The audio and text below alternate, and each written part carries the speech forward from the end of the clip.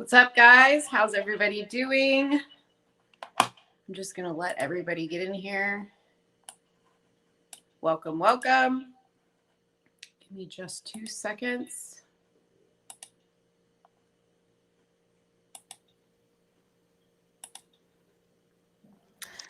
All right. How is everybody doing? Does everybody hear me okay? Whew. All right, guys. Well, I hope that you guys are ready for a story tonight. As people start to get into the live stream, tonight we are going to be talking about my story, my testimony. I say it's my testimony because once you hear the story, you are going to know that it took a lot of steps and occurrences and discovery to get to where I am today. It's not as simple as, I was a big girl and I wanted to lose weight and boom, I just decided to go get weight loss surgery. And that was the end of that. There were a lot of steps and a lot of years involved. And I'm going to share that with you guys today. And I'm going to answer all of your questions. So as people start to get into the live stream, I just want to kind of explain how we do it in case you're brand new. Let's see here. Typically, I'm going to talk for a little bit. I'm probably going to talk a little bit longer than usual. And then we are going to open it up for questions. Now, if you have a question that you want me to really see or you want to highlight, you have the option to do what's called a super chat. And let me know if you don't see the option to do a super chat. It should be at the bottom of your screen. Hey, Colin. Let me just go through here and check really quick and make sure that I can see it.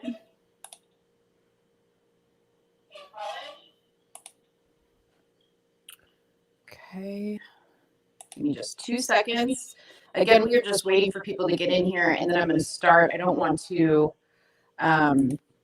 get into talking about all the juicy details until we have everybody in here. And then, of course, there's probably going to be some people just trickling in as we go. All right, so we look good. We look good. So again, if you want to do a super chat, that's a way to donate to the channel. That's a way to get your question highlighted. And we are going to get started. Just 2 seconds. I'm going to open this up. All right. All right, guys. Like I said, welcome, welcome, welcome. I'm going to try to make this story as juicy as I possibly can. There is a lot of stuff here. I'm going to start kind of just with my basic upbringing so that you guys kind of know where I come from, how I got to where I went and where I'm going. And yeah, I'm going to hopefully answer a lot of questions here. Does anybody have an echo? Somebody mentioned hearing an echo in the chat. Let me just make sure I have.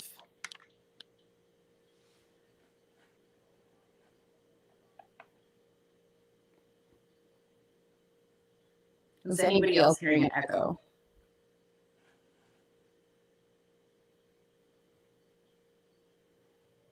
Okay, you're hearing an echo. Okay, give me a second to figure this out.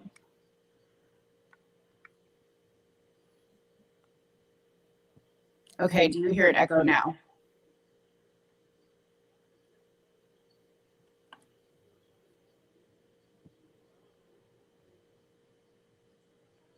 I'm still here. You may not see me, but I'm still here. Okay. Okay, so it looks like the echo is gone.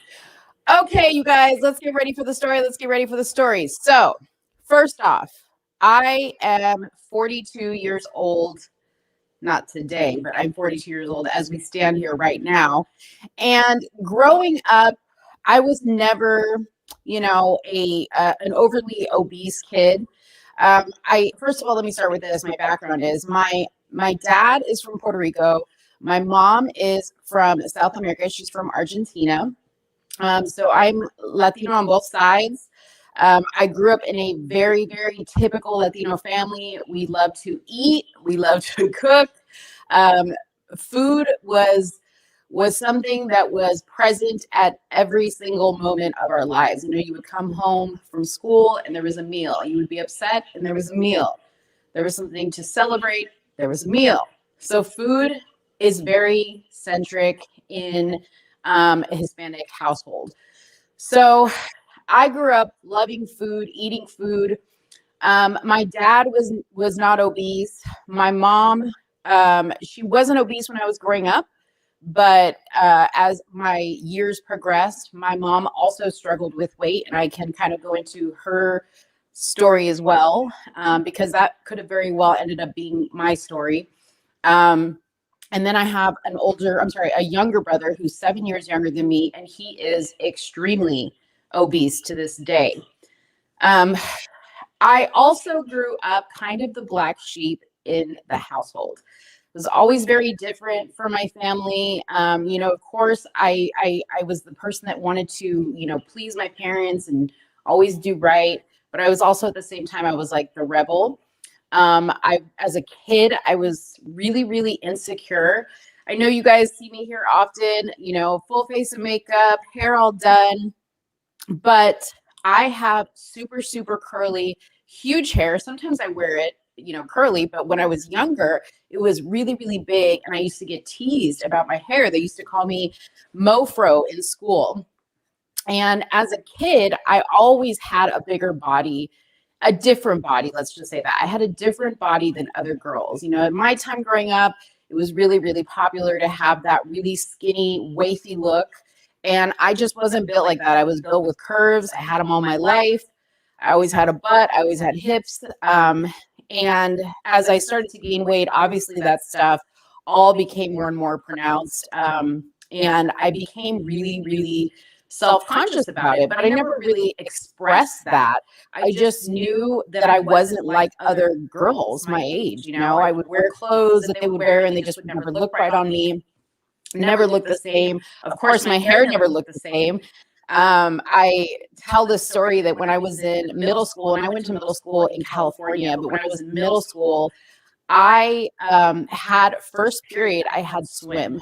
And in my swim class, obviously I had to get my hair wet. Well, my mom didn't let me use any products. She didn't let me do like any straightening perms, anything to my hair. And so I would sneak a water bottle in my backpack and keep my hair wet all day long during the summertime when I had swim, because if my hair dried, it would be huge and I would be teased. I was teased on the bus. I was called dork. I was called nerd, all that stuff. Okay. Fast forward to college. So when I kind of grew into my body a little bit, became more of a woman, I actually started to embrace my figure and my body. And I wasn't really overweight, but I definitely not compromised, but I used my body and the attention that it got from men in a way for it to be my, you know, that thing that propelled me, you know, into what other girls, you know, didn't really have at the time. So I had the attention of men because I had the body of a woman. I didn't have the body of like a little girl or a young girl. I had the body of a woman. And so I, you know, was very, I don't want to say promiscuous, but in a way I was promiscuous. I, you know, really, really enjoyed the attention that I got from guys about my body, but it was never really about anything else. I never really knew who I was as a person. It just became about my body, my body, my body, and what that could do and the attention that could get. So I never really knew who I was. Well, when I was in college, I got pregnant. You know, obviously I met my husband and I got pregnant, and it was, you know, a great time, got married, had a baby, but in that pregnancy, I gained over 70 pounds of weight. It was a lot of weight. And I don't know why, really, like when I think back, like why I gained that much weight. I just, I think one of the things that I was like the only thing I really liked to eat when I was pregnant with my daughter was pizza. And so my husband would say, "Oh my God, we're going to have pizza again." And I would literally order pizza like almost every night. And I ate junk food all the time when I was pregnant. And so I got huge. And when it came time to, deliver my daughter, and, everybody tells you, "Oh, you lose the baby weight, you'll bounce back." Well, I didn't bounce back. I kept all of that weight and then some. And I felt really, really self-conscious, and really, really bad about the way that I looked. I would look in the mirror and I didn't recognize that person anymore, on top of being a mom and not a young mom at that, and not really like knowing where my identity lied anymore because I didn't have this body. I was married. I had a kid. I felt like, well, what's the point, right? So I just kind of gave up and I gave into the eating, and I ate and ate and ate and enjoyed life. And the entire time, I mean, I'm not going to say it was anything sad. I was truly enjoying eating, and I don't really think that I saw myself getting fat. I know people always wonder, okay, how did you let yourself get that way? Right? But when you get fat, it's like when you gain weight, it's like a gradual thing, right? And you like gain a little bit, gain a little bit, gain a little bit. And meanwhile, your mind and your eyes are adjusting to what it sees, and it's almost justifying what it sees. So it's not that I sat there and was like, "Oh, okay, like, next week I'm going to go on a diet, maybe I need to, pull it back a little bit." It didn't happen like that. It almost felt like I woke up and I just I didn't recognize the body that I was in anymore. Well, between my daughter and my son, who are 3 years apart, I had 2 miscarriages, with, pregnancies in between. And that was really hard too. Like losing those pregnancies was really, really hard. Not being able to hold the pregnancy was really, really hard. And I just kept eating and eating and eating because as a child, I learned when you're upset, food will make it better, right? Well, I would eat so much sometimes that I would get tired. I would get exhausted. I would get fatigued, and I would go to sleep. And what I learned is that if I continued to put food in my body and, use that as the crutch to kind of distract me from everything else that I wasn't really dealing with, I would just go to sleep, and then I could wake up and start the day over again the next day. But it just became a habit, and I became so addicted to that feeling of the euphoric feeling of eating so much food and then passing out and going to sleep and sleeping for hours and hours and hours and not feeling rested. Now you may think, "My gosh, you had a baby. Like, what were you doing?" Well, baby sleep. Okay. So like when my daughter slept, I slept. I remember times like, gosh, it's almost, it's almost like comparison to like somebody who would like do drugs, right? With their child right there. And then, get high and then pass out and be unaware. Like there were times that I remember, like I would have my daughter like playing or whatever in front of me, and I would just be laying on the floor, and I had just eaten, and I had eaten a lot, and I would just pass out on the floor. Like I would just fall asleep on the floor. Now nothing happened to her. She would just be playing there in front of me, and I was aware of what was going on. I wasn't like in a comatose state.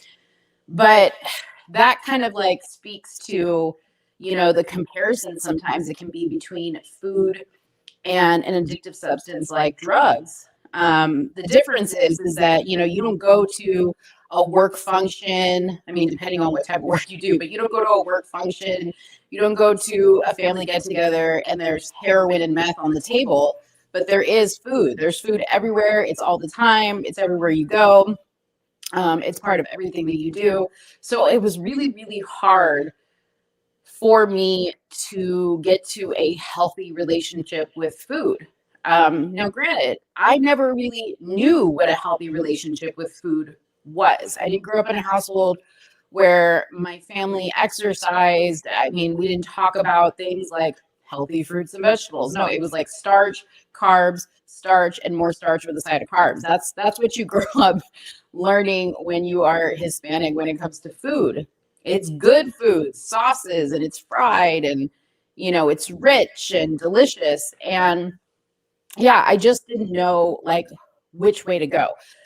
But granted, I mean, throughout the years, there's been so many diets like the Atkins diet and Weight Watchers and the cabbage soup diet and the starve yourself diet. And when I say starve yourself, I didn't starve myself for more than like a day.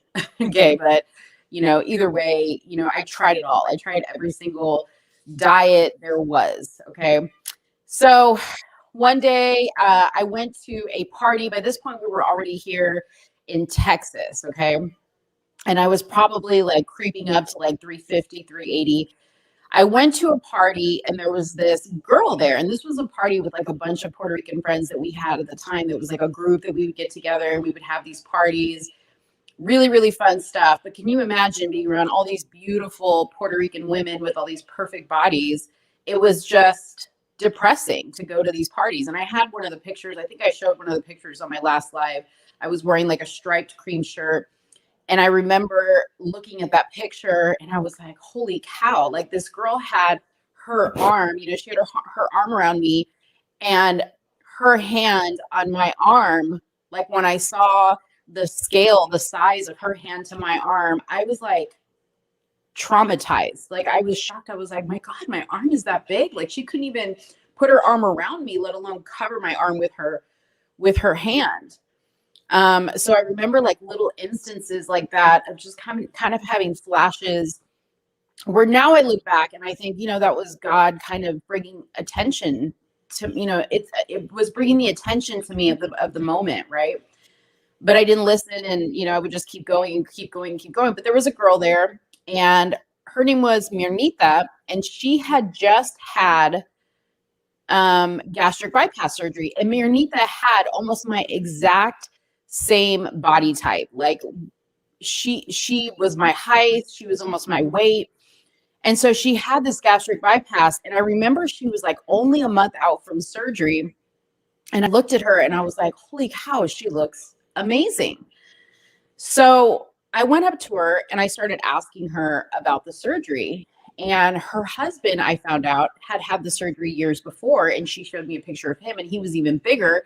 And, he was several years out from his surgery. And the guy was, maybe 160 pounds now at that point, super active, rode in bike marathons and things like that. I mean, you would never know that this guy was the size he was. So at that point, I was really, really intrigued by the thought of gastric bypass surgery, but it scared me because I had heard so many horror stories from people or just watching TV of people that had gotten this surgery and either, had to lose a lot of weight prior to the surgery and couldn't lose the weight, had a lot of complications after.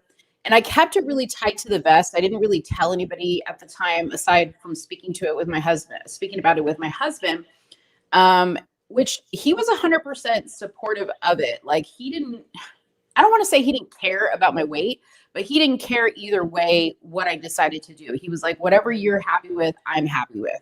He actually likes bigger women to this day. He likes women with curves and, fuller women to this day.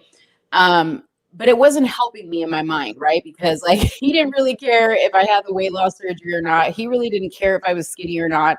So this was like a battle in my own mind. This was just sitting here. I was the one that had to make the decision. And I remember like I just thought about it. It was always in the back of my mind, always in the back of my mind. And it stayed that way for a year until I ran into Mirnita again at another function. And when I saw her, she was a different person. She was a completely different person. And I just said, I have to go and look into this. Because at this point, it was a year after I'd seen her at the party, I had already packed on like another 20, 30 pounds. Okay. So I went up to her and I said, hey, can you give me the name of your doctor? And she gave me the name of her doctor. And I remember 2 weeks later, I had an appointment with that doctor. And I was sitting in the office, and I couldn't believe it. I was sitting in the office, and I was getting a consultation about weight loss surgery. You know, they told me how much it was going to cost, which at the time, you know, your insurance would cover it. I don't know how it is now, but your insurance would cover it if you had proof that you really needed the surgery for health reasons. The echo is back. Okay. Does that help? I'm not quite sure why there's an echo. Is that better? Okay. I'm just going to keep talking. I don't know why there's an echo, but so I'm sitting in the office, and the doctor says to me, okay, so the surgery's, you know, typically about 30 to 35,000, just depending on what kind you have. Again, I had the gastric bypass. At the time, the lap band surgery was really fizzling out, and I've had a lot of people message me about the lap band surgery, or say that they're going to get the lap band surgery. And I will say this, just from the research that I did back when, and even now, people that I know personally who have gotten the lap band surgery don't get the lap band surgery. I think that people get the lap band surgery because they don't want to do the full commitment of a gastric bypass surgery. So they do the lap band because the lap band can be adjusted. You know, you can take it out altogether if you want and reverse the whole thing, whereas gastric bypass is a permanent situation. You can't go back on it. But anyways, my doctor at the time, he wasn't doing lap band surgeries. He was doing gastric bypass surgery, and he was doing another one that is a really long, complicated name, but it was like the most drastic surgery. And it actually took, it's not so much that they took more of your stomach. It was about the rerouting of, you know, everything to your stomach, because in addition to making your stomach smaller, they kind of reroute a few pipes in the area to compensate for how your body is now going to process food, right? So they recommended to me the gastric bypass was going to be the best option for me, that I was going to have the most success with it. Some of the side effects of gastric bypass surgery, and I went into this on my live, and, you know, warning, because it gets a little graphic at this point, but in the very beginning, you know, you deal with something called dumping. Now, dumping is when you eat something, or you eat too much, or you eat something that your body doesn't agree with, and it dumps. Now, it's either going to dump with an extreme amount of gas, an extreme amount of diarrhea, or you're going to have really bad stomach pains accompanied with, you know, severe vomiting. So if you try to push the limits of what you can eat, or even things that you like to eat now that maybe won't agree with you after the surgery, you can suffer from dumping, not just in the beginning, but all throughout your experience after gastric bypass surgery. Now, I personally didn't deal too much with the dumping in the beginning, because it took one time for me to learn my lesson. They told me in the beginning, you know, like certain foods you shouldn't eat because your body just doesn't process it right. It doesn't really have any nutritional value, but it was something that I really like to eat. It was popcorn, right? Popcorn has no nutritional value. Don't ever eat it. People were like, oh, I'm just going to have some popcorn. It's a low calorie snack. It has no nutritional value to it. And your body like suffers trying to process it. Just know that. But when you have gastric bypass surgery, it suffers even more. So one night I was like, I really am craving popcorn. And I, at the time, could only eat like that much, like an egg's, you know, like an egg size worth of food, or a portion. And I ate a little bit of popcorn and almost immediately started dumping. Like, I was on the toilet for days. Okay. On that little bit of popcorn, I was on the toilet for days. I didn't have the throwing up, but I had really bad stomach pains. Like, I thought I was going to die. And then I couldn't go anywhere because it was just like at the drop of a hat, I would have crazy diarrhea. And I'm sorry for the graphics, but you guys have to know that this, you know, is the reality if you really truly don't make a change. And even to this day, if I eat popcorn, That will happen to me. Okay. And there has been times where I really, really want popcorn and I'm like, oh, I'm going to have popcorn. It's fine. It's fine. And there's some popcorns that actually don't do anything to me. But I always say, next time I say I want popcorn, stop me. Like, it's that bad. The other thing in the beginning that didn't agree with me was chicken, breast of chicken. So not so much chicken on the bone because that's a different texture, but I really, really, really love chicken. And I could not eat chicken in the beginning because it felt dry. So like I would eat and it would feel like the food would get stuck like in my pipe, like going down, right? And it would be hard to breathe because it would feel like I was choking. I would kind of like cough to try to get it up because I would feel like it was stuck in my throat. So those are kind of some of the things that you go through in the beginning after gastric bypass surgery. And it's really just kind of figuring out from the list of things that you can and cannot eat what your body particularly does and does not like. Okay. And if you guys have questions about what my diet was, I can answer that after the fact. So if somebody wants to ask that question in the chat later, you can ask that question in the chat. But I will tell you that prior to having surgery, I had to lose 50 pounds before I could have the surgery. Why is that? Well, because it wasn't safe for somebody of my size to go under anesthesia. So the deal was I had to lose that amount of weight. Now, I had an excellent doctor. And I will say this, if you're going to do this surgery or a similar weight loss surgery, please, please, please do your research on the doctor. Make sure that you have a doctor that is board certified in the procedure that they're going to do to you. Okay. Please do not go to a doctor that you saw off of a commercial under any circumstances. Those doctors are trash. And if if he's got a billboard on the side of the freeway, I would highly, highly vet him before I take that chance also. The best thing is word of mouth. So, talk to previous patients, talk to patients who didn't just have the surgery, talk to patients who are years out from the surgery. Do your research. Don't rush into it. If you go to a doctor and he's like, oh, you want to get weight loss surgery? You're approved. Cool. We can have this done in a month. Don't do that. You need to learn what you are in for. And when I say what you are in for, you have to change your lifestyle forever. The surgery is not going to be a fix-all for the weight. It's a stepping stone, yes, but it's not going to change your entire life and do all the work for you. Okay, and I'm going to explain that in a little bit. So do your research on what kind of doctor you choose, and don't ever, ever, ever budget when it comes to your body. Just don't do it. You're never going to have a good result with it. It's not worth risking.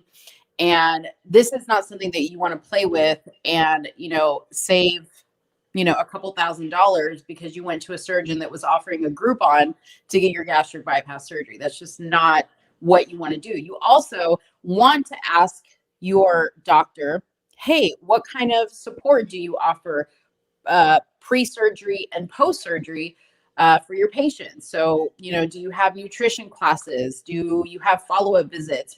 My follow-up visits continued on for 5 years for every year, just to make sure that my stomach wasn't stretching out too much. Your stomach will stretch out again. It's not going to stay that really tight, tiny little stomach. But you want to make sure that you're going to have the support and the education that you need. Now, from the moment that I decided that I was going to get gastric bypass surgery, from the moment that I got approved for it, I think I waited. And when I say waited, it was the time that the doctor actually required, 6 months before I had my surgery. So in that 6 months, I had to do things like a sleep study. Okay, so that was part of the approval process. I had to go and get a sleep study done. Found out in that sleep study that I stopped breathing several times per night. I had a lack of oxygen to my brain. As a result, I had headaches all the time when I would wake up, and I found out that that's why, because I was so big that my neck fat would like constrict my breathing airway in the middle of the night. I had to do a psychological evaluation. So I had to do a few visits with a psychiatrist to make sure that, you know, I wasn't screwed up in the head and I wasn't doing this for the wrong reasons and I didn't have an eating disorder like anorexia or anything like that. So, you know, there was a few things that I had to do in addition to losing 50 pounds before they would give me the surgery. And I would have like weekly visits, you know, leading up to that to make sure that I was staying on track before they would have the surgery. And I'm so thankful for that because it really taught me how I had to live and how I had to change my life. And it gave me 6 months to really adjust to that way of life before I took a dive and did something so permanent to my body. So fast forward, I got the surgery. Okay. Surgery was not that hard. Okay. When I finally got to the 2 weeks or the 2 weeks prior to surgery where I had to do a liquid diet, most people think about that and they're just like, oh my gosh, I could never do a liquid diet for 2 weeks. Like in my case, I was so excited because I was going to die if I didn't lose this weight. I had a lot of health issues on the horizon that were just knocking on the door for me, waiting to come grab me if I didn't have this surgery. So when it got to the 2 weeks of the liquid diet, yes, it was hard the first couple of days because, hello, liquid only, no food. But I was really, really excited to get this surgery done. So I was willing to do what I had to do to get it done. Now, I know people who don't do well on this liquid diet and they cheat. And I just didn't have that mindset. I had a mindset to succeed and I wanted to get this done. There was no looking back. So I had the surgery. Oh, the other thing I wanted to mention is because I had the sleep apnea, I had to actually sleep with a CPAP machine from the point where they diagnosed me with sleep apnea. I had to sleep with a CPAP machine. And that was also like a real eye opener for me. Yes, I had amazing sleep because I had never had clear oxygen to my brain all night long. You know, CPAP machine is on your face and you sleep with it. But at the same time, I thought, this is not a life somebody in their 30s should be living with a CPAP machine attached to their face, breathing for them. You know, like it was a really scary thought at the same time. And it's definitely not sexy to be laying in bed with a CPAP machine on your face, right? So I get the surgery and I was only going to be there for 2 days. But I came out of surgery and the first thing people ask me is, were you hungry? When you come out of surgery, were you hungry? Because you've been on a liquid diet for 2 weeks and, you know, you think, oh my God, the minute you come out of surgery, you're going to be hungry, you're going to be thirsty. I was neither. I wasn't thirsty. I wasn't hungry. You know, they came by with these like little lollipops with like sponges on them so I could like get my mouth wet.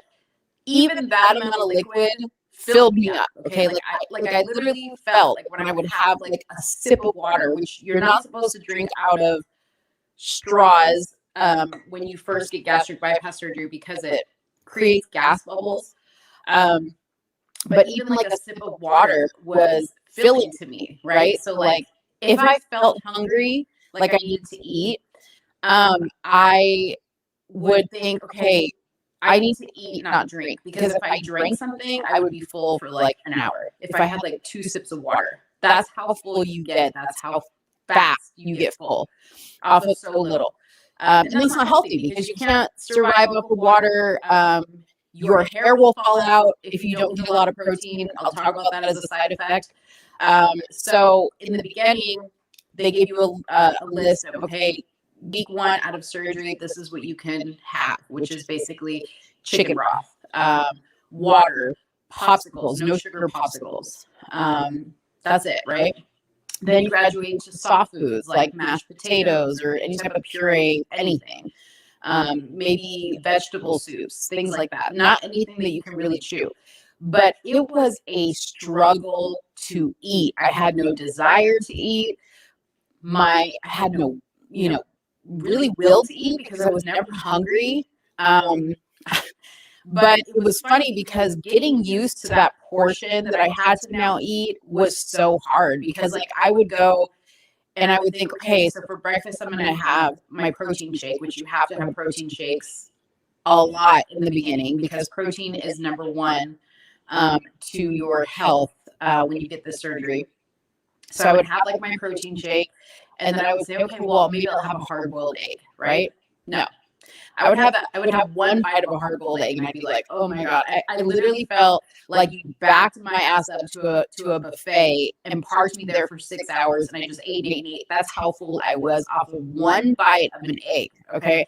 So I tell you that because it kind of puts perspective around how little you really eat, but it also puts perspective around how you have to think about what you're going to choose to put in your body because you have to get the most bang for your buck.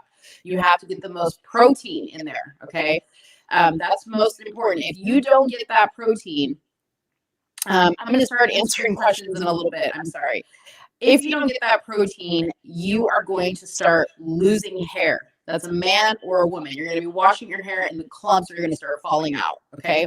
Your skin is going to be saggy. It's not going to compact well. So you see those people on like my 600-pound life when they have that really super saggy skin, or you have those people that go on to botched and they have like these really loose, saggy skin stomachs.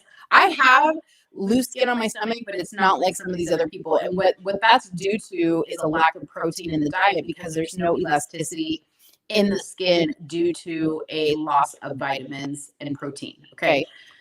So that's very important if you want your body to snap back. Now, in no means is my body perfect. Even 7.5 years out from surgery, I still have, like saggy skin down here. I still have saggy skin on my stomach. That will never go away, unfortunately.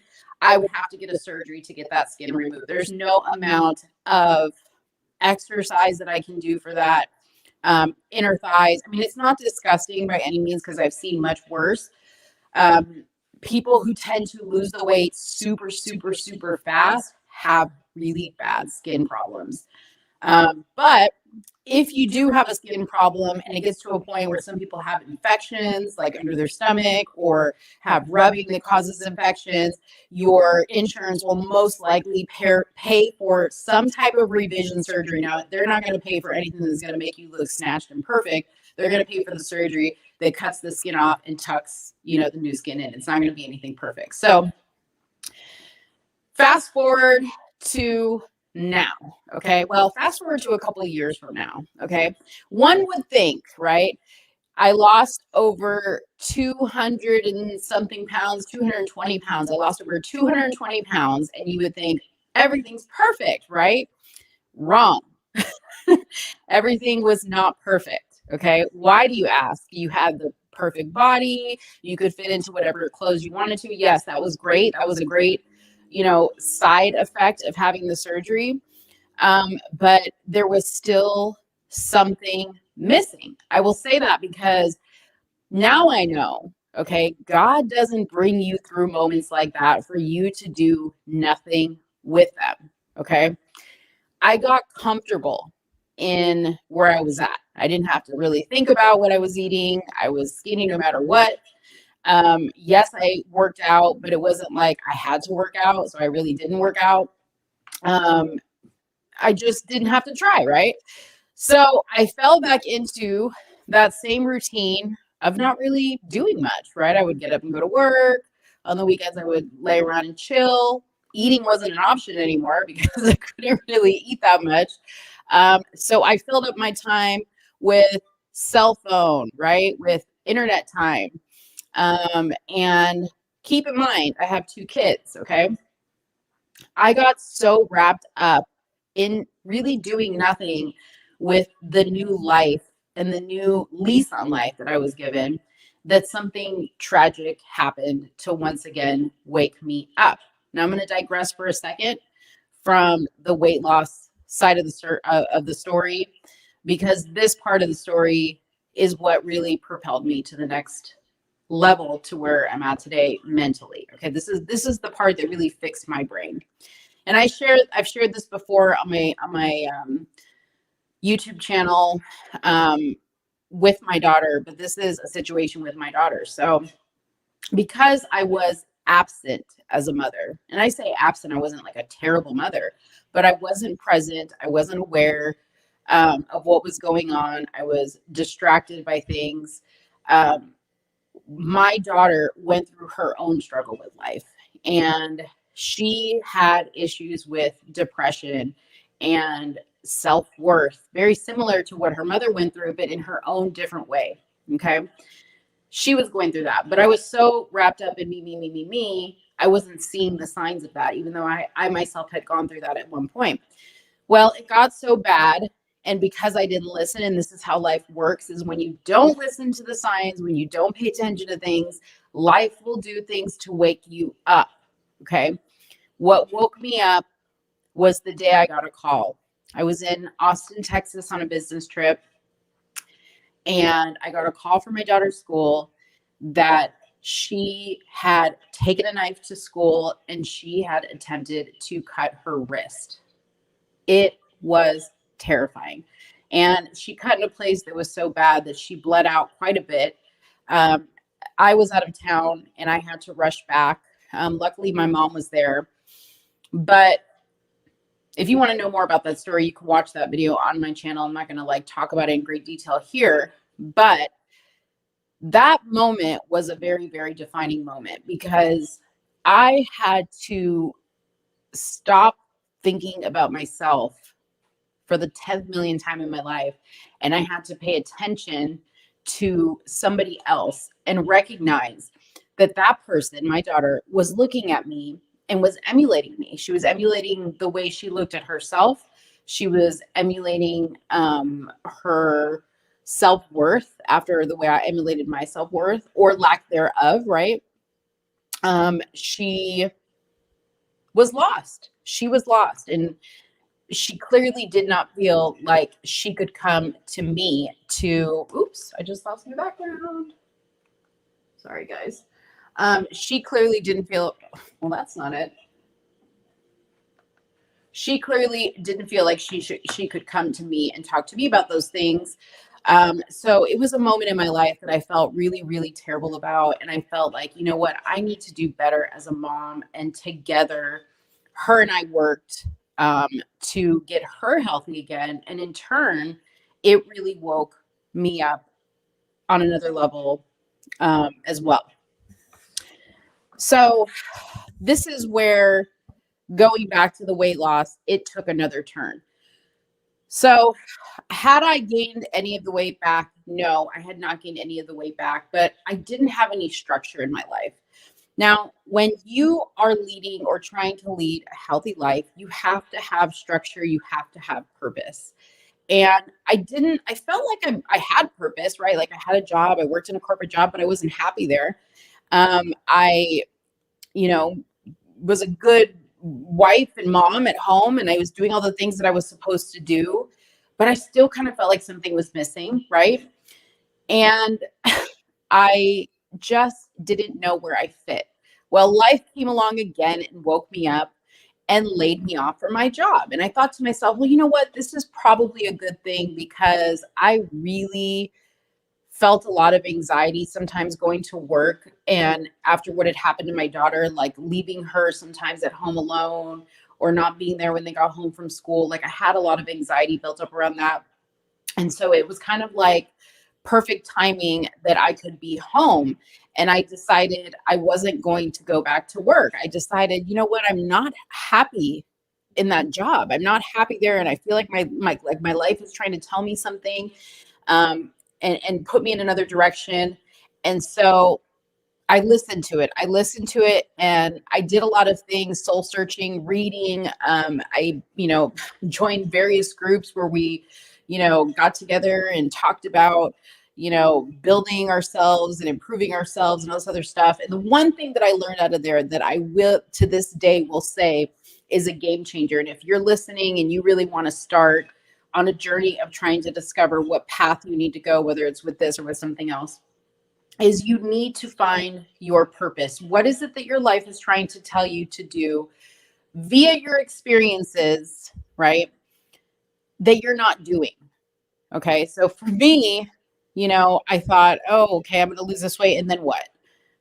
what did that fix in my life, right? It wasn't filling a void that was there, and I had this void because I really just wanted to help people. I've always been like that my whole entire life. I always wanted to help people. I always wanted to, have a platform like I have now. I just didn't know how to get there. I just didn't know how to do it. And the way to do it was to share my story. What God had given me was this big, beautiful body that became so big, that it became unhealthy. And I went through a process and a journey to get it back to a healthy state. And so my story began there, which is what I just told you guys was my story of, from when I growing up to getting, to being overweight, to not being overweight, to where I am now. This is my story, and this is my testimony, and this is how I feel God wants me to help people, is by just sharing that story. You don't have to do anything major. You don't have to make these huge grand gestures in life, or be somebody famous, or be somebody rich. I mean, everybody has this story and this purpose, and your life is constantly trying to wake you up. So the way you hear what God is trying to tell you is this. I'm going to tell you this right now. Okay. Number one,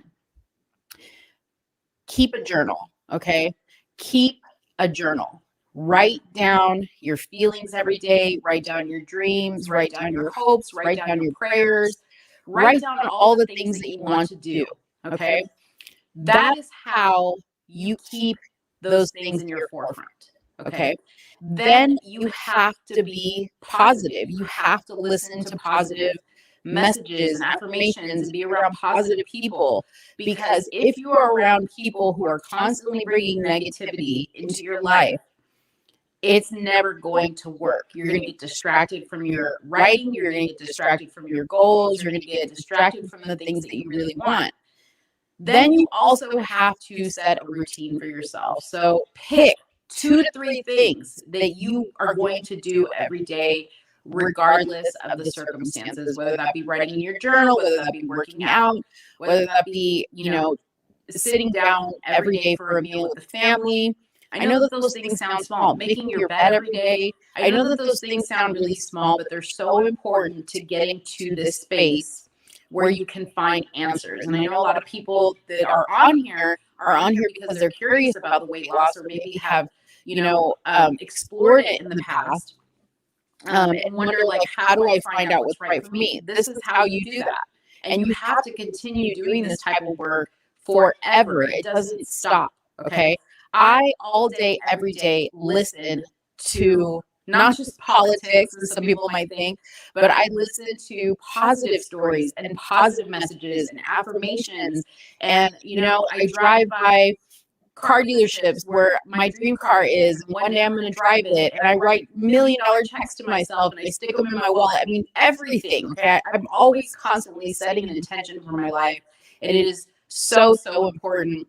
And that's why I'm so grateful to be able to come on here and share this story with you guys, because this is all part of that. This moment is what I wrote on a vision board. I don't think I have my vision board in here. My vision board's over there. But I have this moment on my vision board where I constantly say, I want to tell my story. I want to tell my story. Well, when you get an opportunity to tell your story, whether that be a story of weight loss, whether that be a story of how you grew up in an abusive household, how you grew up poor, whatever your story is, everybody has one, and it's important to somebody. So you have to start by sharing your story. When you share that story, you find like-minded people who will push you and propel you forward. You have to be you all the time. I will say this in closing, and then I'm going to answer questions that are popping up in the box here. So if you have questions, you can start putting them in there now. I will say this is, if you are not 100% you all the time, regardless of who that is, okay, forget who likes you, who doesn't like you, who are you? That's the person that you need to be all the time, and you need to be true to that, and it needs to make you fulfilled inside your soul to be that person, okay? It's super, super, super important. If you are not chasing that feeling of happiness, that feeling of fulfillment, that feeling that leaves you without the gaps in your life, right? Then you're not going in the right direction. Please, please, please pay attention to your life. At this very moment today, you probably have had 2 to 3 instances that have maybe guided your day, or maybe were clues and breadcrumbs to things that maybe you should be doing. Okay. And an example of that is this. Okay. Let's just say you go to a party or you go to potlucks at work and you make this amazing dessert, and people beg for your dessert all the time. They love it. They're asking when you're going to bring it next. Can I have the recipe? And you might just think to yourself, I make a pretty good dessert. That's awesome. Hey, at least I have a staple potluck item, right? Maybe that's life telling you that you need to take that dessert and you need to sell it. I don't know, make more desserts, write a cookbook, something. I know that sounds crazy, but it's so true. It's so true that you need to do what comes natural to you, and something in your mind that you maybe think, oh, this is no big deal. Like, yeah, I can cut a great shrub, like I'm really great with the chainsaw. I can plant some. There's so many things that people do that they just kind of like shove off to the side, and, don't really think that could be your thing. Never in a million years would I have thought my thing was this, or my thing was acting, or my thing was, um, motivational speaking about my weight loss. Never in a million years would I have thought that. I never would have thought that. If you would have asked me a long time ago, would you be doing YouTube or would you be doing? No, never, because who the hell can make a living doing that? But you can. God makes a way for you to do those things. And I want you guys to know that you can do it too. You just have to get focused. And if you have people around you that are telling you you can't do it, or that are negative, or that make you feel bad, like they're the person that they walk in the room, they suck all the air out, get rid of those people. It doesn't matter who they are. Doesn't matter who they are. I'm not saying I've, gotten rid of people, but like there's people that I keep now at a distance, okay, because they're not good for my soul. Are they fun sometimes to hang out with? Yes, but they're not good for my soul. They don't make me happy. I waste time when I'm with them, and I just don't need that in my life. So that's the other thing you need to do is clean house. All right, let me get over here to the comments box, and I'm sure more of my story will come out as I answer some of these questions in here. All right. Let's see. Sorry, I got to get through all the hi.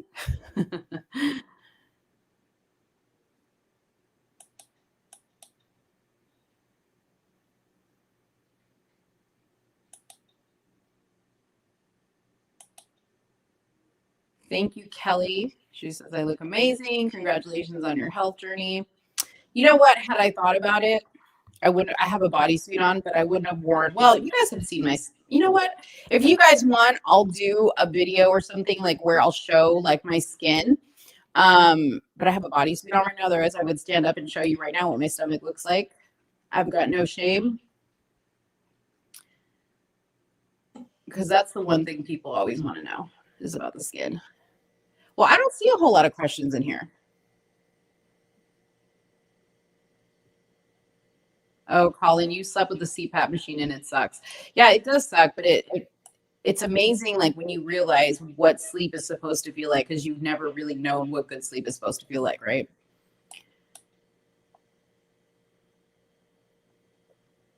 Yeah, so Dogface Gremlin, I don't know if you're still on here, but he said you addressed the symptom, not the problem. That is a really, really good comment, because it's so true. Oftentimes, and we're doing it right now. We're doing it right now, and what's going on in society is we are trying to address symptoms and not the root causes of the problem. And that is very, very important when you are talking about weight loss, whether you do it through surgery or whether you do it any other way, is you really have to discover why it is you are big, right? like the other day, I did that video with Tess Holiday, and she just said, well, I just loved being big. Well, nobody just loves being big. Nobody wakes up and goes, I'm going to be 400 pounds today, and it's going to feel amazing. No, it doesn't feel amazing. Your knees hurt, your back hurts, you know, you hyperventilate walking 3 or 4 steps. You can't fit in chairs. That's the other thing. I didn't even go into all the I didn't even go into all the embarrassing things that happened to me prior to losing the weight. And if you guys want to hear that, just put a 1 in the comments box and I'll tell you all the embarrassing things that happened to me prior to losing the weight. But you have to address this, and it's all here. It's all here. And that's the thing about it, is you cannot, none of your problems are external. They're all in here, and nobody else can do it for you. You have to do it. You have to decide that you want to change. You have to say, I am sick and tired of being sick and tired. I'm not going to go back to this. I don't care what anybody says. I don't care if I lose everybody and I'm the only one on this ship. I have to do what's right for me. And you have to address issues that maybe aren't so comfortable for you to address. It could be stuff that you personally need to change. It could be stuff that has happened to you in your past, whatever that may be. Until you deal with it, it's going to keep resurfacing because you can't shove it down. See, I use the food to shove down all my feelings and all my emotions, and it was a crutch for me constantly, right? So when I couldn't put that amount of food in my mouth, I had to find other ways to do it. And at that time, the other way was the phone, the internet, the social media, right? Distraction, distraction, distraction. What is distracting you in your life? What are you distracted by? That's what you need to ask yourself. Are you distracted by other people? Are you distracted by food? Are you distracted by alcohol, drugs? You know, some people can even be addicted to things that other people will look at like healthy, like overly working out at the gym. That can be a distraction. Depends what the problem is, though. Okay, let's keep going. Remember when Biden fat shamed a voter who questioned him on his son? No, I don't remember that. Pia's in here. Hey, Pia, how are you doing? Okay, so Pia asked, how long did it take to lose all the weight? So it was so in the beginning, great question. In the beginning, I literally was losing like 30 pounds a month. That's a lot of weight. That's like a pound a day, right? But you guys heard how little food I was actually having to eat. So it was a very quick process in the beginning. After about 6 months, I would say in between 4 to 6 months, I had moments like where I would plateau, right? Like, so like weeks where I wouldn't lose any weight, some weeks where I would lose 3 to 4 pounds. It just kind of depended. And what the outliers was just me having to adjust what I was eating. So some things my body responded better to, and some things it doesn't. That to this day is still something that I do constantly. I learned that switching up your food is a good thing. I tend to get in a rut sometimes, like with eating the same breakfast. Like I eat, eggs, bacon, maybe toast and guacamole is another thing I'll eat. And I get into like, well, this is easy. This is what I know. But then my body gets really adjusted to it. So I have to kind of switch it up as well. I also sometimes will do like fasting where I don't eat right away in the morning time. I'll eat later on in the day. But that's a whole nother thing. Like you have to constantly keep your body satisfied, but guessing, if that makes sense, right? Great question, Pia. Okay. This is a bit off topic, but what do you think of people who attacked Candace Owens' newborn baby? Those people. Okay, so this is off topic, but I'm going to address it. It's rotten. Okay, if you attack a newborn baby, you're an evil, rotten human being, and you deserve to rot in hell. Okay. JC's trying to get people to ask questions. Oh, this is so cool. Okay, so this reminded me of something else. Okay, so Pia says, I'm doing good. I'm starting my weight loss journey as well. I am now vegan. That's awesome. Okay, so I also went vegan at one point. So at about 5.5 years post-surgery, once you're that far out, you're pretty much at the weight you're going to be. Like, unless you are doing, a lot of heavy exercise, a drastic diet change, which I wasn't doing because I wasn't interested in it, but you're going to pretty much plateau at whatever weight you're going to end up at, as long as you maintain it. Okay. However, I decided I wanted to try vegan. And there's a long story behind how I went into it, because I basically went into it cold turkey. But I will say this, I loved being vegan. I was vegan for 2 years. If you are curious about being vegan, do your research. If you like to cook, I think being vegan is really, really doable. If you don't like to cook and you're somebody who eats out a lot, it's going to be hard. When I started being vegan, I lost 25 pounds being vegan. And it was amazing. The number one benefit, and Pia, you can tell me if this is what it was for you as well. The number one benefit for me was a complete and total feeling of happiness constantly, clear-headedness, very, very much a more intense focus is what I noticed when I first started being vegan. And actually, I say first, but it continued on like that the entire time. So yeah, it was really, really good. Now, it got to a point where I said, well, if I ever miss eating fish or chicken or beef, I'll go back to it, because I'm not the type of person that I enjoy depriving myself. So I ended up going back to eating meat and took a break off of being vegan, but I would go back to it in a heartbeat, because it was amazing. And to tell you the truth, my family really liked it because I love to cook. So what I did was I took all of our favorite recipes that I would cook on a regular basis, and I just turned them vegan. There's so many different options out there now with vegan products that it's super, super easy to do. I did vegan chicken fingers, tons of stuff. I mean, tons of stuff that you guys, burgers, and I mean, they have everything. Everything you can get is vegan. Now, it's not just because it's vegan doesn't mean it's healthy. But we did a lot of really great meals as a family, and they really didn't feel the absence of much. Now, on the occasion, they would joke about me being vegan and make some type of crap or whatever that I was going to eat like a head of lettuce for dinner. But that's not the case. That's not how it was. But it was a really, really great diet. So good luck, Pia. Okay. Yvonne asked, how often are you exercising now? So in the very beginning, I didn't exercise after the surgery. I didn't really exercise consistently at all. It was like more of like a what I felt like it type of thing. Then I went through a period where I was like super, super, super religious about exercising. Like sometimes I would do like 2 days. I would do my cardio in the morning and my weightlifting at night.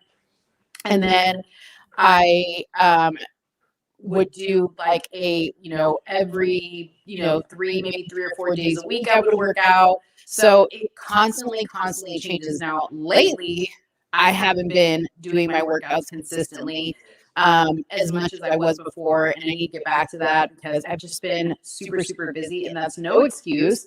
But I want to get back. We actually were going back and forth between working out in front of the house and working out in the gym. And I was toying with canceling my gym membership because we have all this workout equipment at the house, and I really enjoyed working out outside during COVID when all the gyms were closed. So we got accustomed to that. But then the weather got crappy here in Dallas, so I wasn't about to like break my neck working out outside in the cold. And then I went back to the gym, and then I went back to the outside again. So it's been back and forth. But I really, really enjoy exercise. I love physical activity. It is the best for your mind. So I would say I do it about 4 times a week consistently now. Could be a little bit less, could be a little bit more from week to week, just kind of depending. Thanks for the question. Okay. Dogface Gremlin says, please be careful doing vegan. If you go back, you might have digestive issues for some time. I didn't have digestive issues. So people always told me, oh, you're going to have like a really high fiber diet and you're going to have gas all the time. Again, because I had gastric bypass, I'm already used to digestive issues. So there was nothing veganism had on gastric bypass digestive issues. So I personally didn't have any. the first time I did it. And like I said, I did it for 2 years, but I'm pretty used to paying attention to my body and what it responds well to. That's funny. So JC says, remember the episode of The Simpsons where Homer became morbidly obese in order to work from home? Isn't that funny? Oh, I miss The Simpsons. Now you can't say anything because everybody gets offended. All right. Okay. Joyful Noise says, I agree. A vegan diet would clear the mind. I love vegan foods, but never have gone full vegan. If I were going to, I would rather go to pescatarian because I love salmon and it's good for the brain. I agree. I definitely wouldn't mind being pescatarian. I love fish as well. But I really enjoy just kind of like eating what I want to eat, whatever my body tells me. There's something called intuitive eating. And I really, really believe in that because, you know, we have to trust our bodies. And we have to trust that when you're clear-minded, when you're exercising, when you're putting good food in your body, you're a little bit more clear-minded and your body will tell you what it needs. There's some days that I want just fruit all day. Like I just want fresh fruits. I want salads. I want whatever. And then there's some days where I'm like, you know what? I could skip this meal because I'm not really hungry. We're taught that you have to have 3 meals a day or 4 meals a day. And it has to be, you know, it has to look like this. It has to be on a plate. It has to be breakfast, lunch, and dinner. I don't have any rules around what I have for breakfast. Okay. My breakfast doesn't have to be breakfast food.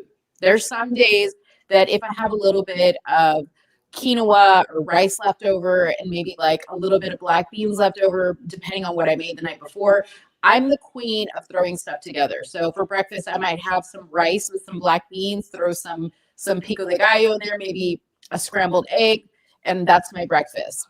If I have a leftover steak and I want to have a steak for breakfast, I have a steak for breakfast. It's not about the type of food as far as like the category that you're eating every day for breakfast, lunch, and dinner. It's just about putting good food in your mouth. Okay. But I will say this, speaking of breakfast is the most important meal of the day. When I was at my fattest, I did not eat breakfast. Okay. I would skip breakfast because I was sleeping, right? Because I would sleep late. And I would wake up and I'd skip straight to lunch. And because in my mind, I was like, well, lunch is supposed to look like this. You know, I would have a sandwich, I would have chips, I would probably wash it down with a Coke. And then, you know, follow it up with some cookies. That was my idea of eating. And I would think, well, why am I gaining weight? I'm skipping a whole meal, right? That's not how it works. Breakfast is the most important meal of the day. Get up early, have breakfast, have a good breakfast. Breakfast should be probably your biggest meal.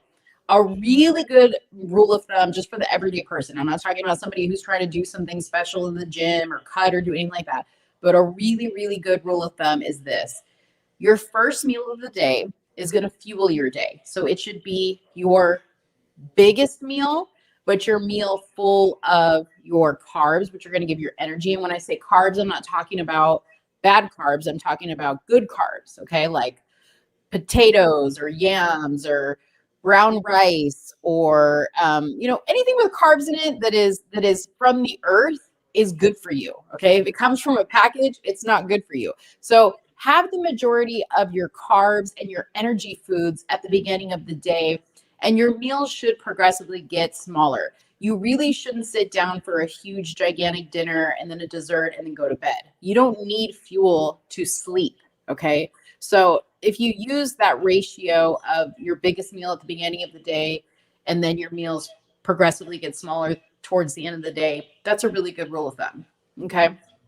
I do want to say this. Okay. I'm not a nutritionist. I'm not, you know, a certified etiologist or I just made that word up, but I'm not a certified dietitian or anything like that. So take what I'm saying with a grain of salt. This is just what works for me. Okay. Joy Vila, in the Black conservative singer who became famous by wearing a pro-Trump dress at the Grammys, is a vegan. Eh. Okay. I agree. I should probably do intuitive eating. I feel like I think better when I eat salmon. Also love moondrop grapes. Okay, I don't know what that is. I don't know what moondrop grapes. Let me say this about grapes and gastric bypass. Hold on one second. Let me yell downstairs to the people who are talking loud. 1 second. Evan, can you keep it down? Okay. They're just talking, chatting it up. Okay. Let me say this about grapes. When I eat grapes, this is after gastric bypass surgery. If I want to eat grapes, trust me, I don't want to eat grapes, because when you hear what I have to do, you're going to know why. I have to peel the skin off my grapes. If I don't, I get violently ill. I dump for days. And when I say dump, I don't mean like take a dump. I mean like I have stomach issues. I have gas issues. It's insane what a little grape can do to you. Not to mention, for some reason, when I eat grapes, I might as well be like downing a bottle of melatonin, because grapes make me tired. I don't know why that is, but that's what happens when I eat grapes. But I don't know what moondrop grapes are. Okay. If I can't eat grilled cow flesh at least once a week, I'm really mean to everyone, and they deserve it. Okay. Hey, if you love meat that much, go for it. JCL says, I happen to have a sweet tooth, so I only eat sweets on Friday. That's cool. Like, hey, if you say to yourself, you know what? I've done really good all week. I'm going to say, if I do really good all week, Friday's my reward day, and I'm going to eat my sweets on Friday. That's a great thing. I'm a big proponent of planning things. Okay. So don't be driving around. Don't leave your house hungry. And then the minute you get out of the house, you're like, oh, I'm hungry. Then you have to go eat fast food, right? Plan your day. Eat food before you leave the house. Take some healthy snacks with you so you don't have to get desperate and hit up a drive-through. If you're going to go out for dinner with friends and it's going to be, pasta or pizza or whatever it's going to be, plan for it. Work out a little bit, maybe eat a little bit better earlier on throughout the day, so that you're, able to enjoy yourself and not have to restrict yourself. I'm a big, big believer in planning. Lots of carnivores here in the comments. Eating meals late was one of my biggest problems. So that, ladies and gentlemen, is what gets you fat. That's what gets you fat, amongst other things. Okay. But that's a big, big problem, is if you stay up late and eat and then go to sleep, you are going to be fat, because I said to you earlier, you do not need calories to sleep. When you sleep, your body burns calories. But if you're going into that sleep with an extra 600 calories, you're maybe just going to burn off the meal that you just had versus burning off, the calories that you had throughout the day. Not to mention if you're eating something sugary and full of carbs, okay? You just don't need it. It's like the equivalent of your camping, right? And, you start off the evening with a campfire to keep everybody warm, right? To sit around the campfire and enjoy it. But as everybody goes to sleep and goes into their tents, you no longer need this huge campfire, because you're in your tents, you got your blanket on, you're good. No need to have this big raging fire, because it's just unnecessary. It's a waste. Okay. So just know this. If you're somebody who eats late at night, and you might ask, well, how do I stop doing that? I'll tell you how. Go to sleep. Go to sleep. I was a person who stayed up late all the time, and I watched TV all the time. I never took my ass off the couch or my hand off the remote. I was constantly sitting on the couch watching TV, and watching TV makes you want to eat. Okay. So what I suggest to you, and you may say, well, I'm not a morning person. There's no such thing as somebody who's not a morning person. Make yourself a morning person. This is the harsh truth that people need to hear. Stop making excuses for things. If you want something, do it. Stop making excuses. If you don't want it that bad and you don't want to do it, then cool, don't do it. That's your choice. But don't sit around and say, oh, I really wish I could lose weight. I really wish I wasn't fat. Stop making excuses. Take melatonin, get your ass to bed at 9:30, 10 o'clock, wake up early, make sure you eat a good meal, make sure you exercise, minimize your time watching TV. On top of TV being bad for you in general, there's so much crap on TV now that depresses you that it's not good for your mental health either. And when your mental health isn't good, you continue to eat because it suppresses feelings. Okay. It's a dopamine effect on your brain. Great comment there. All right. Moondrop grapes are dark purple and oblong. Oh, I've seen those. Those are really good. Where do I live? I'm in Dallas, Texas. I appreciate you staying up for this late. I definitely appreciate it. Yeah, so I want to, Yvonne said stop making excuses is the best advice. It really is. It really is. If you guys want a really good motivator, now I'm going to say this, it's not for everybody. Okay, some of you guys are probably going to get your feelings hurt listening to this individual, but I love to listen to David Goggins. If you haven't heard of David Goggins, look him up. Watch him on Instagram, watch him on YouTube. He has an incredible story. Now, he is an extreme example of somebody who doesn't make excuses. I mean, the guy's almost superhuman. I could never do what he does, but he tells the story of why he does what he does. And he, like me, has a story of why that is, right? We all have a story that gets us to where we are in life. And his story is quite incredible. He was overweight as well, went into the Navy SEALs, or Army Rangers. I mean, it's just, I'm not going to go into the story. You can look it up. But let me tell you something. When I work out or when I feel lazy, I put him on. Okay. He will kick your ass. In the morning time, as you're getting ready, listen to David Goggins. That's my tip of the day. Stop making excuses. All right. I think I got to all of the comments.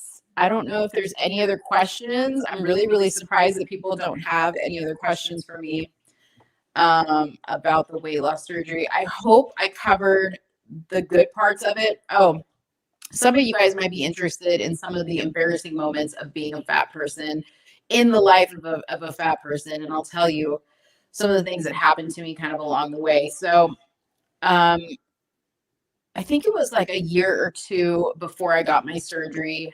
Me and my husband went on a trip to Cancun, Mexico. Going on the trip was quite interesting because when I got on the plane, I remember I like bent over to fasten my seatbelt and the seatbelt wouldn't fit. Now I knew that this was going to be a problem because I had been on flights before, and on top of being really, really cramped in the seat and barely fitting in the seat, without having to lift up the armrest and spill over into the seat next to me, I always struggled with putting on the seatbelt. I remember I'd have to like extend it out all the way and just squeeze it and put it on, right? So we're on the plane and I can't fasten my seatbelt. So I put my shirt or whatever I had kind of like over the seatbelt so that when the flight attendants walked by, they wouldn't be able to see it. But on this particular flight, the flight attendants were checking. Okay. Can you imagine being so embarrassed that you're willing to risk your life if the plane goes down in flames by not having a seatbelt on? Like, that is wild. Okay. But I was willing to do that. Well, the flight attendant came by and she looked over and she saw that my seatbelt was not fastened. And she said to me, "Can you please fasten your seatbelt?" So of course, right then and there in front of her, I had to do it. And she saw I couldn't. So she had to bring me the ever so embarrassing seatbelt extension, which killed me. Okay. I was so embarrassed about that. That was a moment in my life that was just really, really hard. But it kept going. Okay. We get to Cancun and we're going to dinner at our place of our meal, or where we were going to go get a meal. And I go to sit down in the chair, in general, just know this: when you go to Mexico, the people in Mexico are little. There's no big people in Mexico. Okay.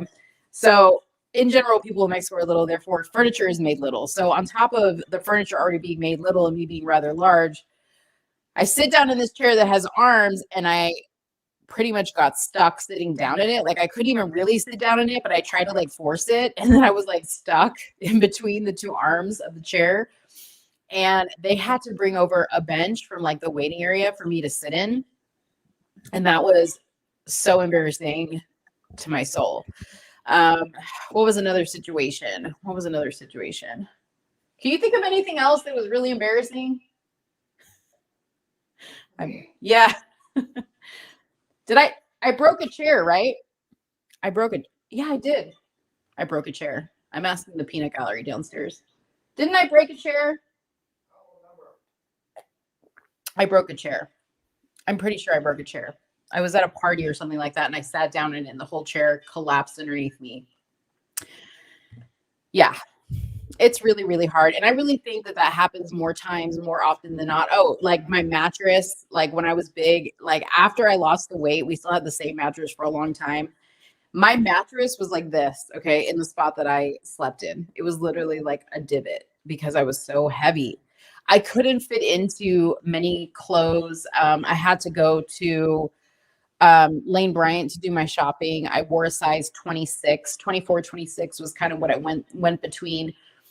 And it was tough. Like when I would go to like the hair salon, for instance, the cape that they would give you to wrap around you, it didn't fit me. There was things like that. Um, there were moments that like I felt sometimes a lot of shame just around eating around people because like I would go to things and maybe like there wasn't a lot of food for everybody, so I had to have a small portion. And I would always remember people would come to me and be like, "Oh, is that enough? Like, do you want to eat more?" Like that's so embarrassing to me. Oh, and then you get the ever so, I don't know, cringy comments of, "You have such a beautiful face." That's the comment that I always got. And not that people don't mean well. I know that they do mean well, but to say to somebody, "You have such a beautiful face," it's like, okay, despite what? My big ass. That's what I always think about it. But anyways, um, what ethnicity is your husband? He's white. He white. Do you ever listen to Michael Savage? I grew up on Michael Savage. I love Michael Savage. What else? What else? What else? I sat on a cat, smushed the cat. I smushed the poop out of the cat. I literally sat on a cat in my bed, and the cat, like the weight of my body on the cat made the cat shit all over himself. Okay. Last year, I lost 85 pounds. The best part of it was walking around the house with my shirt off, and my wife looks at me like I'm an ice cream sundae. That's so cute. I just feel good. That's awesome. So one of the things, and I'm glad you're bringing up great points, Dogface Gremlin. One of the things that I think a lot of people struggle with, especially overweight couples. Now, that's not my situation, but overweight couples where one couple has the weight loss surgery and the other couple doesn't want to or just doesn't get the surgery. I actually know a couple, they were both overweight. They got the surgery kind of like a couple months apart from each other. Unfortunately, they both gained the weight back. But that I know is a really, really tough thing for some people because it's kind of like, again, going back to the drug addict scenario, like one drug addict wants to get clean and the other one doesn't, right? So if you're the woman and you get the gastric bypass surgery and you're the one that does the cooking in the household, it becomes tough because unless your entire family wants to go with you on this journey of not just eating like egg-sized meals, but adopting a new way of life, exercise, healthier eating, removing the sugary snacks, removing the soda, it can be really, really tough for some people. And I know that couples who go through the weight loss process together really do struggle because they're kind of codependent on one another and tend to either lift each other up or drag each other down. And it can sometimes not be a good thing. So, but I've also seen couples that have done really, really good at it because they're both really, really determined to succeed and they support one another, which is great. I was lucky because I had the support of my entire family. I will say, like, when I went to like family functions, like my dad didn't really like understand what my eating had to be like after surgery. And like he would serve me these huge portions or he would constantly be trying to like make me try things. And I was like, Dad, I can't. And he would be like offended, like, "Oh, you don't want to try my food." And I'm like, "No, it's not it. It's just I can't eat anymore. Like I'm literally going to explode." So I do have people that just don't, to this day, they just don't understand that, like, sometimes I don't want a whole meal. Sometimes I just want a kid's meal. By the way, when you get gastric bypass surgery, they actually give you a card that you can show at restaurants that tell them you had gastric bypass surgery and to allow you to eat off the kids menu. So getting gastric bypass surgery can be really, really great for your pocketbook, and you become a really cheap date because you literally have a couple sips of a drink, of an alcoholic drink, and you're drunk. But yeah, you save a lot of money because you can't sometimes eat a full meal. And if you have no choice but to get a full meal, that full meal lasts you 3 or 4 days of leftovers. So that's a really good plus as well. Okay, if only Built Bar listened to your advice on weight loss. I know, right? You know, that's the other thing. So I remember, like, when COVID started becoming a thing and people were talking about people's health being a factor. I will say this, when I was overweight, I was constantly sick with colds and flu and allergies and stomach issues. I had a whole host of issues. On top of that, I was like, riding the line between being diabetic and having a heart attack. Okay. But when I lost the weight, that was something that I noticed right away, that the sickness went away. And I learned later in doing reading a lot about inflammation and how inflammation affects the body.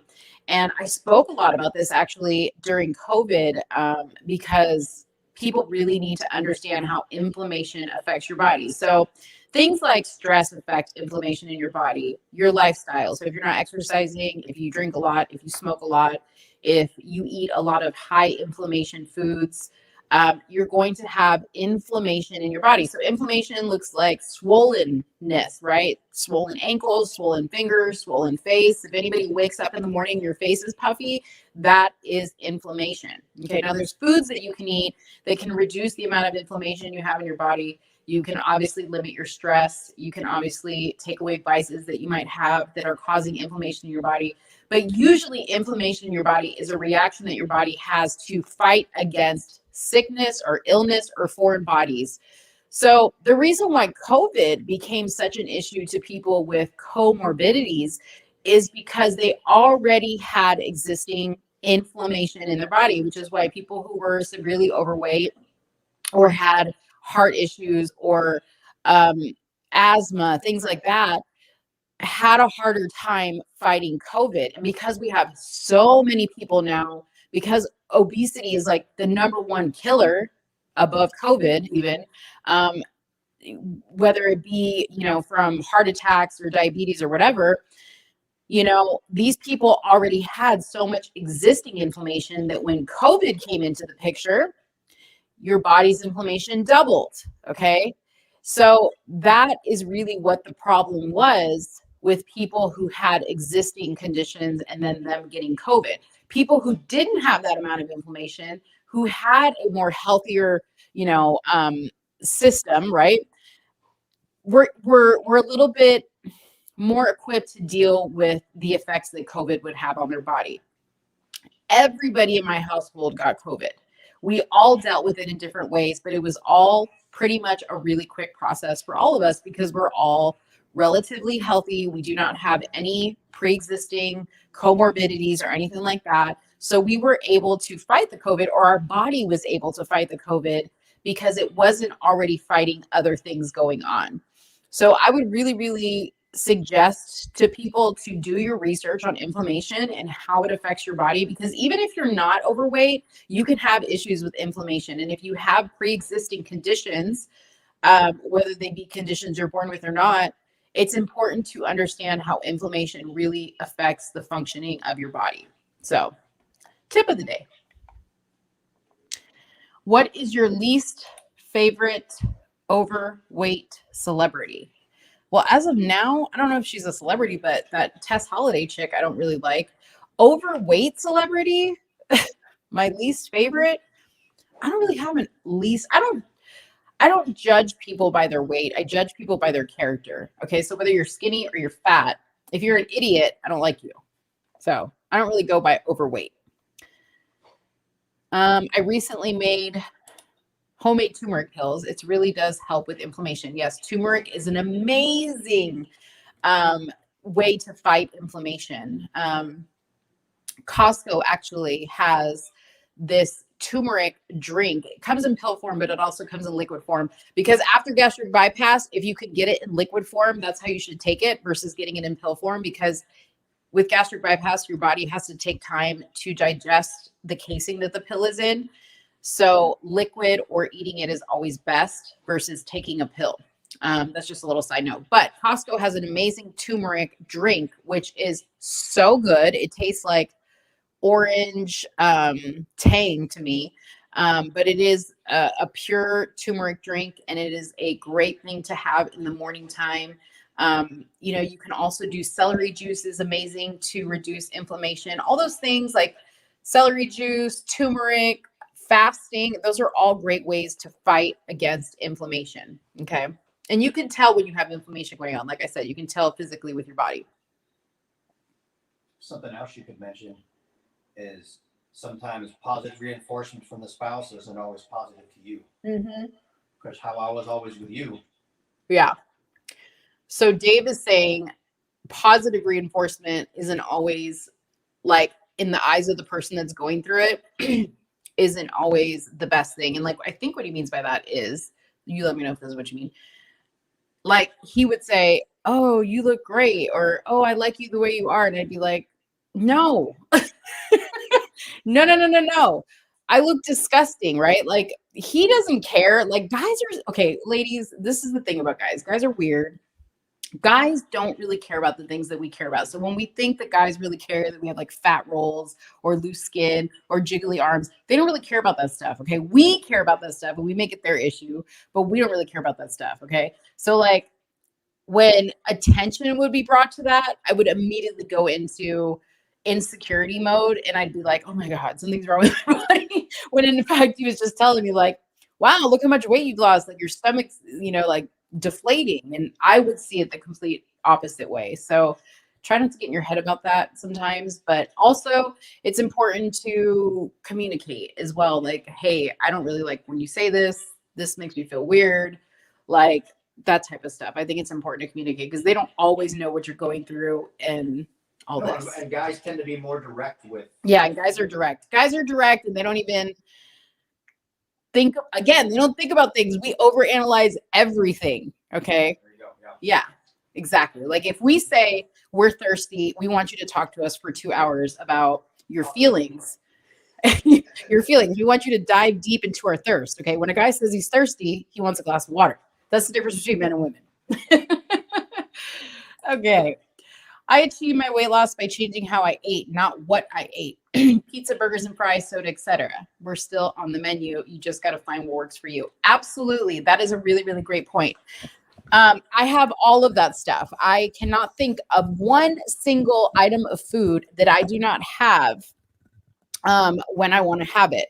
The difference is I don't have it all day, every day, for every meal, and any time of the day. It's all about balance, balance, balance, balance. Have a burger and fries. Enjoy it. Throw a milkshake in there, even if you want to do that. But don't have it every day. Don't the next day go to a fast food restaurant and say, oh, well, I'm going to be good. I'm going to have a salad. Go home and make your salad. Okay. That fast food salad with that fast food dressing, you might as well have a pizza. Okay. That's the other thing. Understand those things. Understand that if you go and you put a Twinkie in your mouth, you could also get the same amount of calories and the same amount of fat by having a large order of fries. Not that either one or the other is better, but if I were you, rather than having a Twinkie, which is going to last me about 2.5 seconds, I would rather go get fries and at least eat that and have something to eat for much longer. So that's something that you learn when you have gastric bypass is you really start to like weigh your options, get the most bang for your buck, because your whole point is to feel full and satisfied and get the vitamins so that your hair doesn't fall out and your skin doesn't sag. So great comment. Great comment. Do you ever still eat sweets occasionally?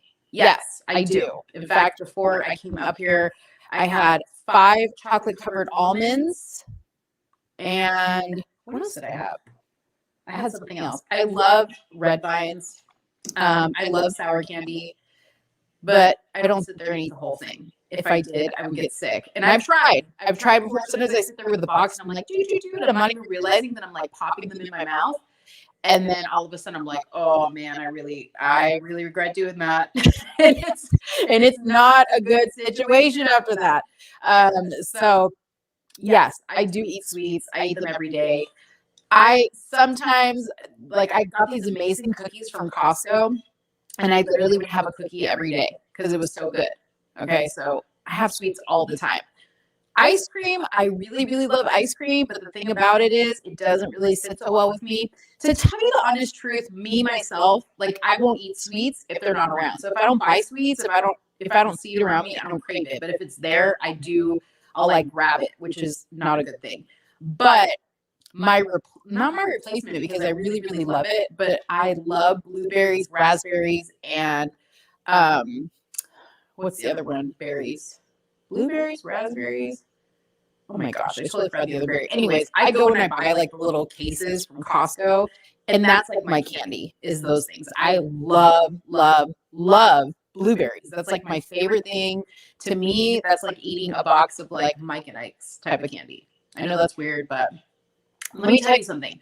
When you change the way you eat and you really kind of get rid of the crap, your taste buds will change. The other really big thing I noticed when I went vegan was my taste bud changed tons. Like, things that didn't taste good to me or things that I really couldn't taste at all. My taste buds changed exponentially when I went vegan. So just know, when you get rid of things like sugar and processed food, your taste buds actually do change, and things that you may not like or haven't liked in the past, you might like after. So keep that in mind. All right.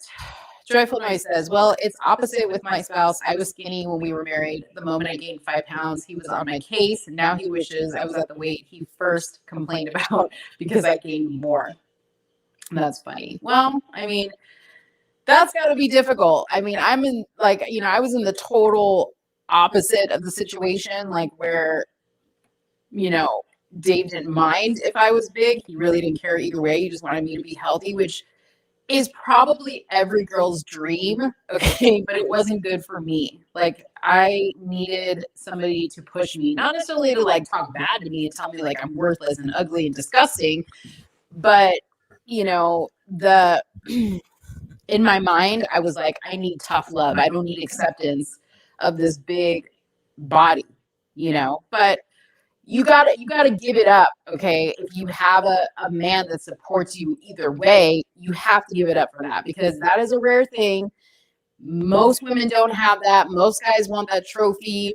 Thank God I got married before all this filter situation happened on the gram and in Snapchat, because those things didn't exist. Okay. Back in my day, if you sent a picture to a guy, or if he saw a picture of you, because you couldn't even send a picture, he had to actually physically see a picture that you went to go develop. There was no filter. He saw what he was getting. There was no filter changing your nose or your skin texture or your face shape. You were who you were back in those days. If I had to be in that situation now, it'd be a problem. Okay, Joy says, I only buy blueberries if they are those tiny Maine blueberries. All others don't taste the same to me, because Maine blueberries have so much flavor. I like all, as long as they're sweet and they're not like sour, I love all blueberries. They're my favorite. In fact, when I get off the slab, I'm going to go eat blueberries at 11:40 at night. See? That's like my little snack. I take like a little bowl, like a bowl like this, and I fill it with blueberries and I take it upstairs. Let's see. I've been on for almost an hour and 40 minutes. Does anybody have any other questions that they want to ask? Any questions? No? All right. Well, before I get off, let me show you guys really something. Don't go away, because this is something I want to show you guys. You guys are going to miss out if you don't see it. Let me just open this up really quick so I can show you what I'm talking about. Who else can't believe it's Friday and we have a long weekend? I can't. It doesn't feel like Friday to me. That's the fun part about not going to a 9-to-5 job, is you lose track of the days of the week. Okay, so I wanted to show you guys something new on my website or on my YouTube page. So here's my YouTube page where you come to subscribe. I have something new right here. So up here, and I think you can only, and this is why I wanted to show this because people were emailing me or messaging me that they couldn't see this on their phone. I have a different view of my page, so I see it differently, but right here is the join button. If you want to join and become part of the Let's Talk fam, it's a $4.99 a month subscription. It will get you access to things like we can have one-on-one time together. So if you guys want to schedule some time for you and I to get on a chat and answer any questions that you might have or you're afraid of asking in the chats of my lives, we can certainly do that. Or if you have questions about other things, we can certainly do that. It'll also give you first access to posts and information that I put out there. So sometimes I'm putting out stuff that's like coming off hot out the presses. You're going to have first access to it so that you can impress your friends with all your knowledge.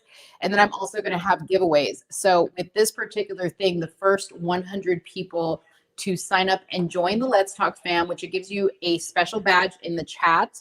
And it allows me to see your chat, your comment first. And those are the ones that I will address first and foremost. I'll get to see that in there first. And the first 100 people that sign up and join the Let's Talk fam will be entered into a drawing for a $100 gift card. So go up here on your computer. You may not see it on your phone. If you do, send me a screenshot. If you see it on your phone through Instagram, send me a screenshot so I can send it out to anybody who has a question about it. But you click here, you hit join, and it will just take you through. $4.99, $5.40 with tax. You can pay right then and there through PayPal, and it's a $4.99. Help support the channel, help support me. And yeah, that's it. So I wanted to share that with you guys so that you guys can join and be part of my Let's Talk fam, because a lot of you guys that are in here in the comments are my ride or dies, and I see you on every single live that I do, and I really, really appreciate it. Moses, welcome. I saw that. Okay, you worked the graveyard shift tonight. Oh, that sucks. That sucks. Moses is always sending me great posts on Facebook. I really, really appreciate that. Anyways, guys, I'm going to go ahead and end this live tonight. I really hope that this story was helpful for some of you guys. If you know of anybody that would love to hear the story that you can share this with, feel free to share the video once it goes up on my channel. And you don't see a join button on my YouTube. Huh, that's weird because I see it right here. Let me go on. Let me sign out and see how I see it.